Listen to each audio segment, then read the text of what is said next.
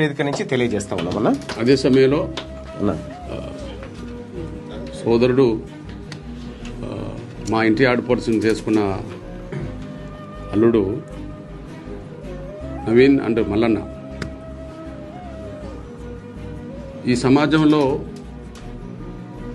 ఒక గొప్ప పాత్ర పోషించే వ్యక్తిగా ఒక యువ అణగారిన వర్గాల మేధావిగా ఉద్యమకారుడిగా ఎదుగుతున్నాడు.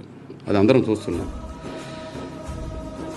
సమాజంలో న్యాయం కోసం మాట్లాడేటోళ్ళు ఎంతమంది మాట్లాడినా గట్టిగా నిలబడేటోళ్ళ మీదే నిర్బంధాలు వస్తాయి, అణచివేతలు ఎదురవుతుంటాయి.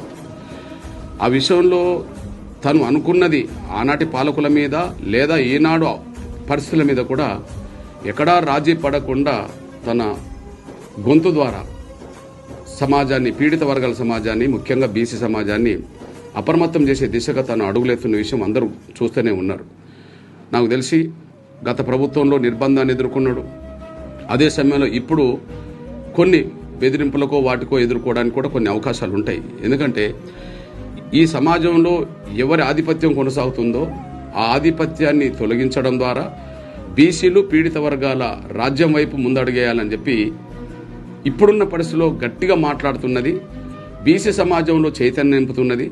చైతన్యంతో పాటు ఒక నమ్మకాన్ని, విశ్వాసాన్ని నింపుతున్నది, ఒక ధైర్యాన్ని నింపుతున్నది మల్లన్న అనే విషయం సమాజం గమనిస్తున్నది.